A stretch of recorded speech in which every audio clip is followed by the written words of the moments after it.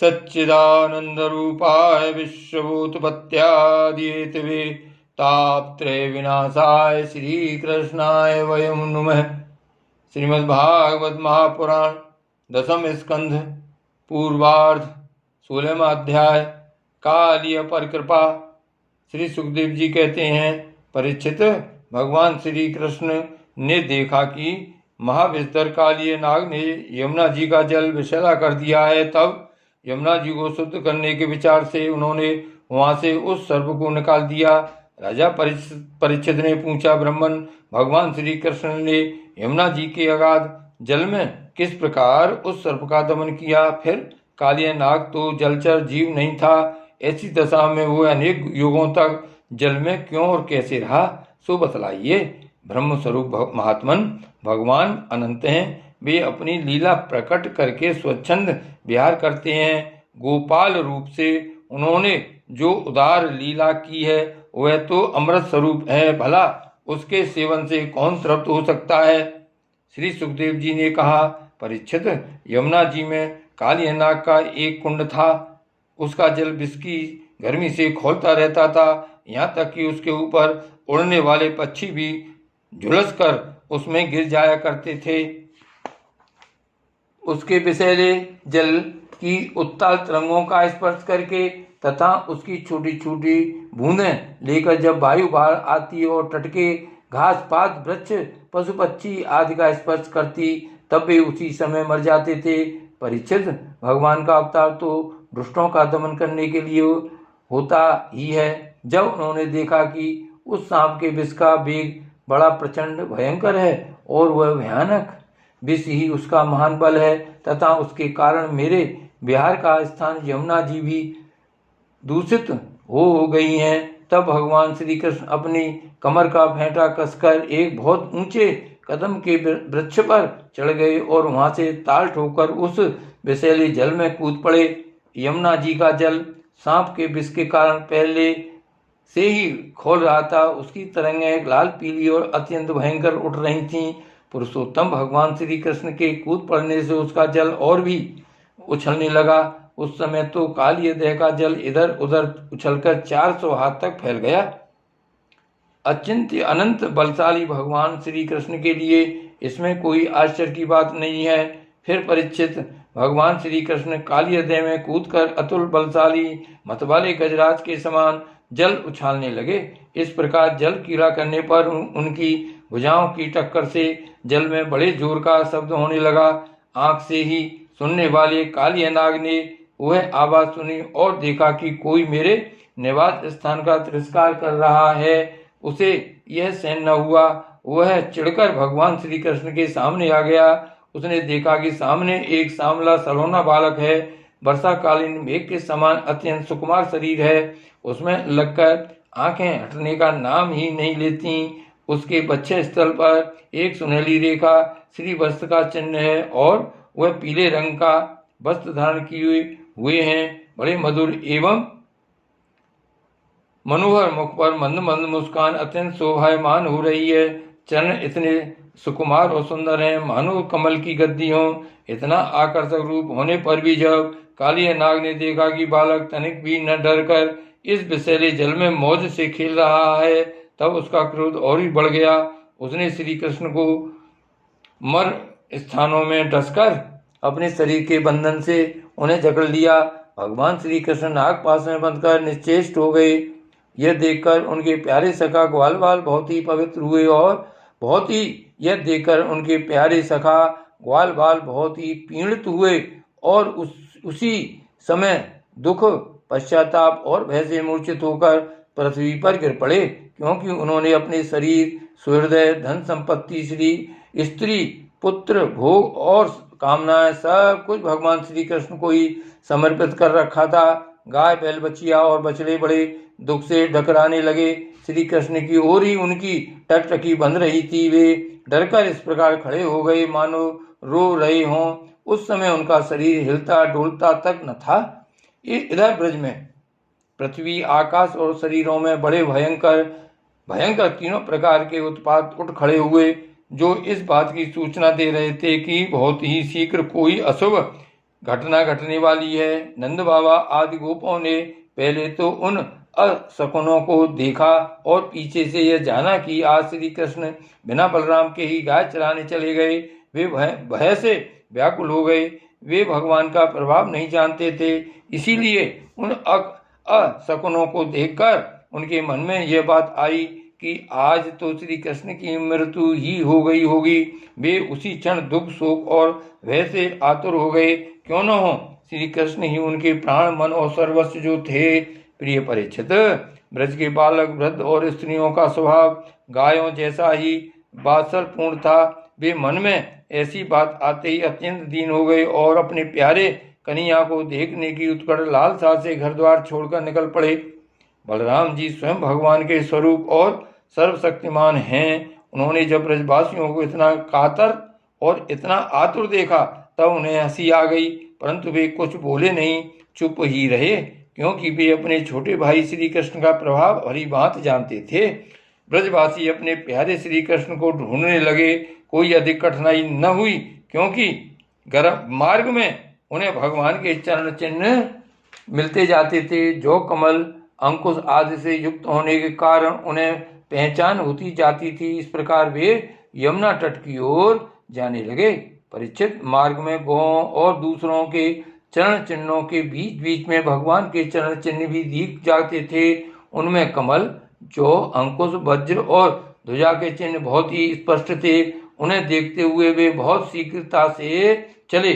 उन्होंने दूर से ही देखा कि काली हृदय में काली नाग के शरीर से बंधे हुए श्री कृष्ण चेष्टाहीन हो रहे हैं।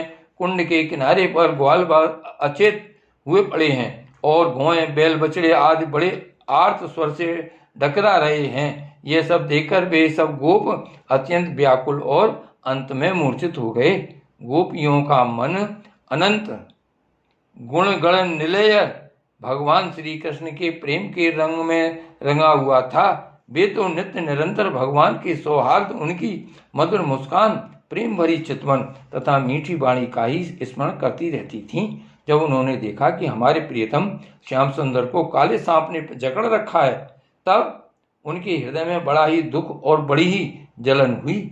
अपने प्राण वल्लभ जीवन सर्वस्व के बिना उन्हें तीनों लोग सूने दिखने लगे। माता यशोदा तो अपने लाडले लाल के पीछे काली हृदय में कूदने ही जा रही थी, परंतु गोपियों ने उन्हें पकड़ लिया। उनके हृदय में भी वैसी ही पीड़ा थी। उनकी आंखों से भी आंसुओं की झड़ी लगी हुई थी।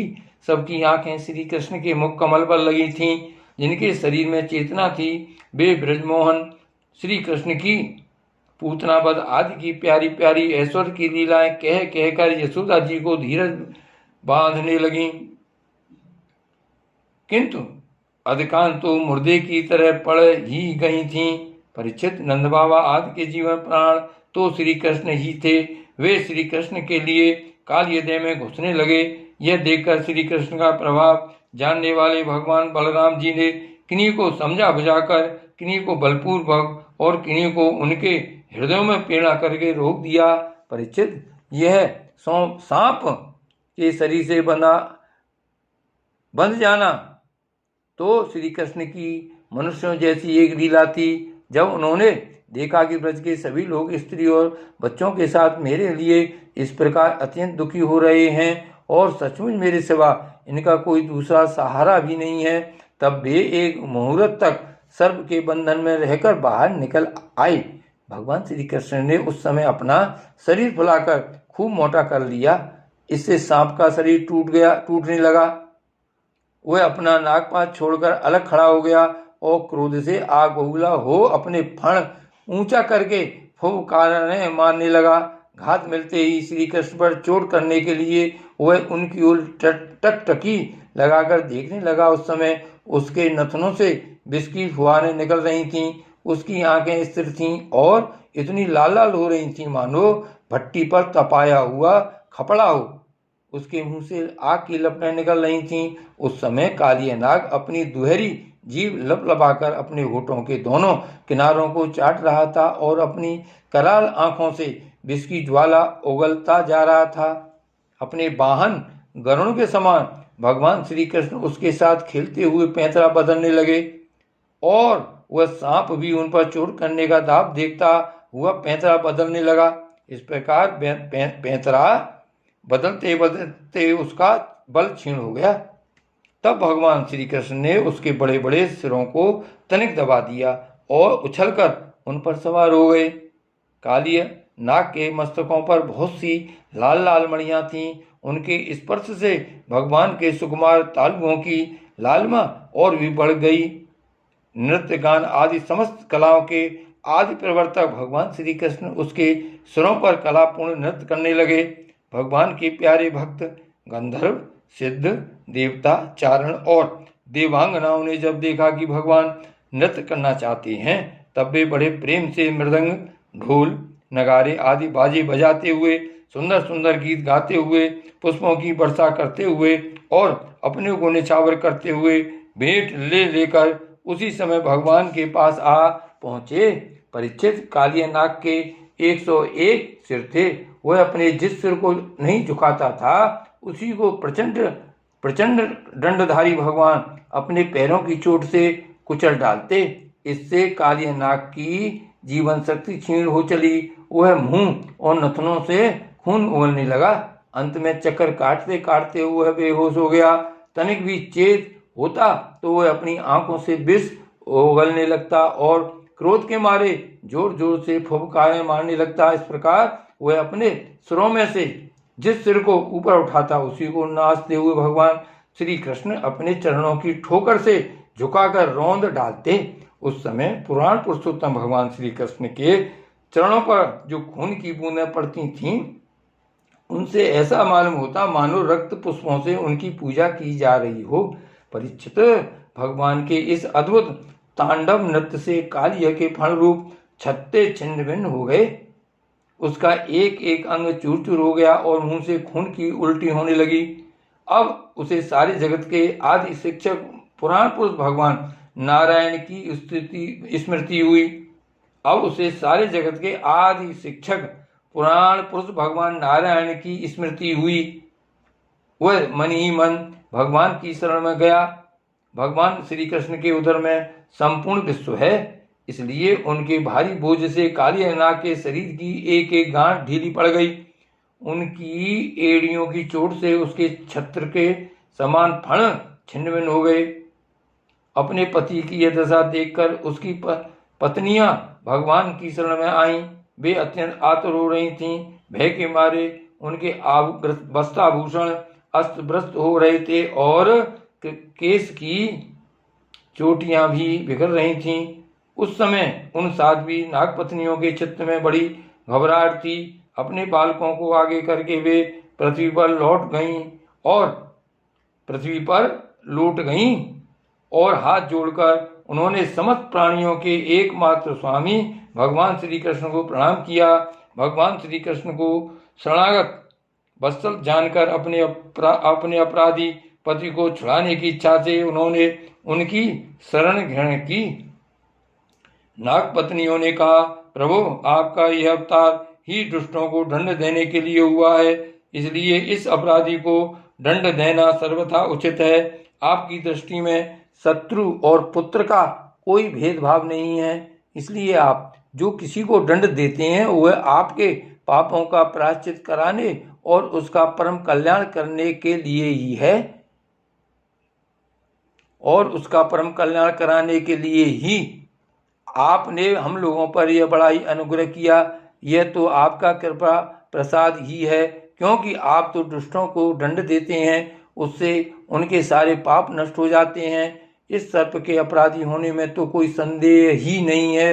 यदि यह अपराधी न होता तो इसे सर्प की योनि ही क्यों मिलती। इसलिए हम सच्चे हृदय से आपके इस क्रोध को भी आपका अनुग्रह ही समझती हैं। अवश्य ही पूर्व जन्म में इसने स्वयं मान रहित होकर और दूसरों का सम्मान करते हुए कोई बहुत बड़ी तपस्या की है, अथवा सब जीवों पर दया करते हुए इसने कोई बहुत बड़ा धर्म किया है। तभी तो आप इसके ऊपर संतुष्ट हुए हैं, क्योंकि सर्व जीव स्वरूप आपकी प्रसन्नता का यही उपाय है। भगवान, हम नहीं समझ पाती कि यह इसकी किस साधना का फल है।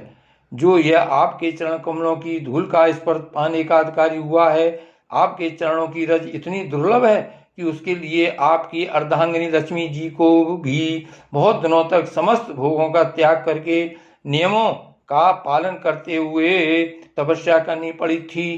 प्रभु, जो आपके चरणों की धूल की शरण ले लेते हैं, वे भक्तजन स्वर्ग का राज्य या पृथ्वी की बादशाही नहीं चाहते, न वे रसातल का ही राज चाहते और न तो ब्रह्मा का पद ही लेना चाहते हैं। उन्हें अणिमाणी योग सिद्धियों की भी चाह नहीं होती, यहाँ तक कि वे जन्म मृत्यु से छुड़ाने वाले केवल मोक्ष की भी इच्छा नहीं करते। स्वामी, यह नागराज तमोगुणी योनि में उत्पन्न हुआ है और अत्यंत क्रोधी है, फिर भी इसे आपकी वह परम पवित्र चरण रज प्राप्त हुई है जो दूसरों के लिए सर्वथा दुर्लभ है, तथा जिसको प्राप्त करने की इच्छा मात्र से ही संसार चक्कर में पड़े हुए जीव को संसार के वैभव संपत्ति की तो बात ही क्या, मोक्ष की भी प्राप्ति हो जाती है। प्रभु, हम आपको प्रणाम करती हैं। आप अनंत एवं अचिंत ऐश्वर्य के नित्य निधि हैं। आप सबके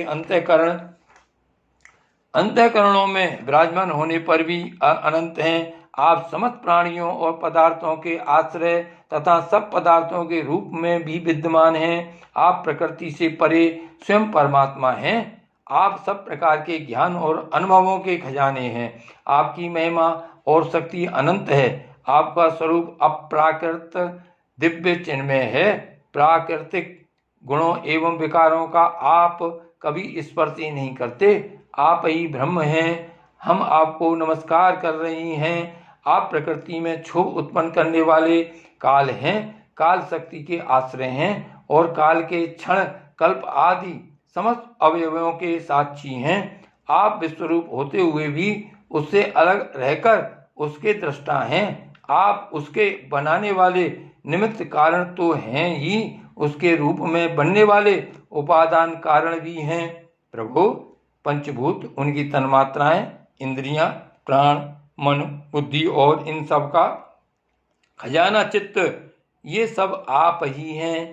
तीनों गुण और उनके कार्यों में होने वाले अभिमान के द्वारा आपने अपने साक्षात्कार को छिपा रखा है।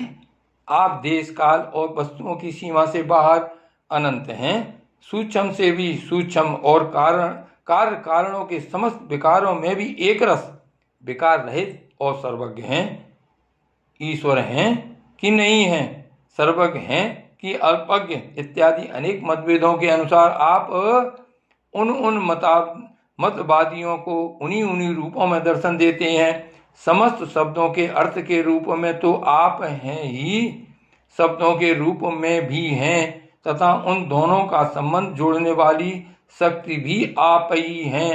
हम आपको नमस्कार करती हैं। प्रत्यक्ष, अनुमान आदि जितने भी प्रमाण हैं उनको प्रमाणित करने वाले मूल आप ही हैं। समस्त शास्त्र आपसे ही निकले हैं और आपका ज्ञान स्वतः सिद्ध है। आप ही मन को लगाने की विधि के रूप में और उसको सब कहीं से हटा लेने की आज्ञा के रूप में प्रवृत्ति मार्ग और निवृत्ति मार्ग हैं। इन दोनों के मूल वेद भी स्वयं आप ही हैं। हम आपको बार बार नमस्कार करती हैं। आप शुद्ध सत्य में वसुदेव के पुत्र वासुदेव, संकर्षण एवं प्रद्युम्न और अनिरुद्ध भी हैं। इस प्रकार चतुर्भुज के रूप में आप भक्तों तथा यादवों के स्वामी हैं। श्री कृष्ण, हम आपको नमस्कार करती हैं। आप अंतःकरण और उसकी वृत्तियों के प्रकाशक हैं और उन्हीं के द्वारा अपने आप को ढक रखते हैं। उन अंतःकरण और वृत्तियों के द्वारा ही आपके स्वरूप का कुछ संकेत ही मिलता है। आप उन गुणों और उनकी वृत्तियों के साक्षी तथा स्वयं प्रकाश हैं। हम आपको नमस्कार करती हैं। आप मूल प्रकृति में नित्य विहार करते रहते हैं। समस्त स्थूल और सूक्ष्म जगत की सिद्धि आपसे ही होती है। ऋषिकेश, आप मननशील आत्माराम हैं। मौन ही आपका स्वभाव है। आपको हमारा नमस्कार है। आप स्थूल सूक्ष्म समस्त गतियों के जानने वाले तथा सबके साक्षी हैं। आप नाम रूपात्मक विश्व प्रपंच के निषेध की अवधि तथा उसके अधिष्ठान होने के कारण विश्व रूप भी हैं। आप विश्व के अध्यास तथा अपवाद के साक्षी हैं एवं अज्ञान के द्वारा उसकी सत्तत्व भ्रांति एवं स्वरूप ज्ञान के द्वारा उसकी आत्यांतिक निवृत्ति के भी कारण हैं। आपको हमारा नमस्कार है। प्रभु, यद्यपि कर्तापन न होने के कारण आप कोई भी कर्म नहीं करते, निष्क्रिय हैं, तथापि अनादि काल शक्ति को स्वीकार करके प्रकृति के गुणों के द्वारा आप इस विश्व की उत्पत्ति, स्थिति और प्रलय की लीला करते हैं। क्योंकि आपकी लीलाएं अमोघ हैं, आप सत्य संकल्प हैं, इसलिए जीवों के संस्कार रूप से छुपे हुए स्वभाव को अपनी दृष्टि से जागृत कर देते हैं। त्रिलोकी में 3 प्रकार की योनियां हैं, सत्वगुण प्रधान शांत, रजोगुण प्रधान अशांत और तमोगुण प्रधान मूढ़। वे सब की सब आपकी लीला मूर्तियां हैं। फिर भी इस समय आपको सत्वगुण प्रधान शांत जन ही विशेष प्रिय हैं, क्योंकि आपका ये अवतार और ये लीलाएं साधु जनों की रक्षा तथा धर्म की रक्षा एवं विस्तार के लिए ही हैं। शांत आत्मन स्वामी को एक बार अपनी प्रजा का अपराध सह लेना चाहिए। यह मूल है, आपको पहचानता नहीं है, इसलिए इसे क्षमा कर दीजिए। भगवान कृपा कीजिए, अब यह सर्प मरने ही वाला है। साधु पुरुष सदा से ही हम अबलाओं पर दया करते आए हैं, अतः आप हमें हमारे प्राण स्वरूप पतिदेव को दे दीजिए। हम आपकी दासी हैं, हमें आप आज्ञा दीजिए, आपकी क्या सेवा करें, क्योंकि जो श्रद्धा के साथ आपकी आज्ञाओं का पालन, आपकी सेवा करता है, वह सब प्रकार के भयों से छुटकारा पा जाता है। श्री सुखदेव जी कहते हैं, परीक्षित, भगवान के चरणों की ठोकरों से कालिया नाग के फल छिन्न भिन्न हो गए थे। वह बेसुध हो रहा था। जब नाग पत्नियों ने इस प्रकार भगवान की स्तुति की, तब उन्होंने दया करके उसे छोड़ दिया। धीरे धीरे कालिया नाग की इंद्रियों और प्राणों में कुछ कुछ चेतना आ गई। वह बड़ी कठिनता से श्वास लेने लगा और थोड़ी देर के बाद बड़ी दीनता से हाथ जोड़कर भगवान श्री कृष्ण से इस प्रकार बोला। कालिया नाग ने कहा, नाथ, हम जन्म से ही दुष्ट, तमोगुणी और बहुत दिनों के बाद भी बदला लेने वाले बड़े क्रोधी जीव हैं। जीवों के लिए अपना स्वभाव छोड़ देना बड़ा कठिन है। इसी के कारण संसार के लोग नाना प्रकार के दुराग्रह में फंस जाते हैं। विश्व विधाता, आपने ही गुणों के भेद से इस जगत में नाना प्रकार के स्वभाव, वीर, बल, योनि, बीज, चित्त और आकृतियों का निर्माण किया है। भगवान, आपकी ही सृष्टि में हम सर्प भी हैं। हम जन्म से ही बड़े क्रोधी होते हैं। हम इस माया के चक्कर में स्वयं मोहित हो रहे हैं। फिर अपने प्रयत्न से इस दुस्तज्य माया का त्याग कैसे करें? आप सर्वज्ञ और संपूर्ण जगत के स्वामी हैं। आप ही हमारे स्वभाव और इस माया के भी कारण हैं। अब आप अपनी इच्छा से जैसा ठीक समझें कृपा कीजिए या दंड दीजिए। श्री सुखदेव जी कहते हैं, कालिया नाग की बात सुनकर लीला मनुष्य भगवान श्री कृष्ण ने कहा, सर्प, अब तुझे यहाँ नहीं रहना चाहिए। तू अपने जाति भाई, पुत्र और स्त्रियों के साथ शीघ्र ही यहाँ से समुद्र में चला जा। अब गौएं और मनुष्य यमुना जल का उपभोग करें। जो मनुष्य दोनों समय तुझको दी हुई मेरी इस आज्ञा का स्मरण तथा कीर्तन करे, उसे सांपों से कभी भय न हो। मैंने इस कार्य देह में कीड़ा की है, इसलिए जो पुरुष इसमें स्नान करके जल से देवता और पितरों का तर्पण करेगा एवं उपवास करके मेरा स्मरण करता हुआ मेरी पूजा करेगा, वह सब पापों से मुक्त हो जाएगा। मैं जानता हूं कि तू गरुण के भय से रमणक दीप छोड़कर इस देह में आ बसा था। अब तेरा शरीर मेरे चरण चिन्हों से अंकित हो गया है, इसलिए जा, अब गरुण तुझे खाएंगे नहीं। श्री सुखदेव जी कहते हैं, भगवान श्री कृष्ण की एक एक लीला अद्भुत है। उनकी ऐसी आज्ञा पाकर कालिया नाग और उसकी पत्नियों ने आनंद से भरकर बड़े आदर से उनकी पूजा की। उन्होंने दिव्य वस्त्र, पुष्पमाला, मणि, बहुमूल्य आभूषण, दिव्य गंध चंदन और अति उत्तम कमलों की माला से जगत के गोस्वामी गरुड़ध्वज भगवान श्री कृष्ण का पूजन करके उन्हें प्रसन्न किया। इसके बाद बड़े प्रेम और आनंद से उनकी परिक्रमा की, वंदना की और उनसे अनुमति ली।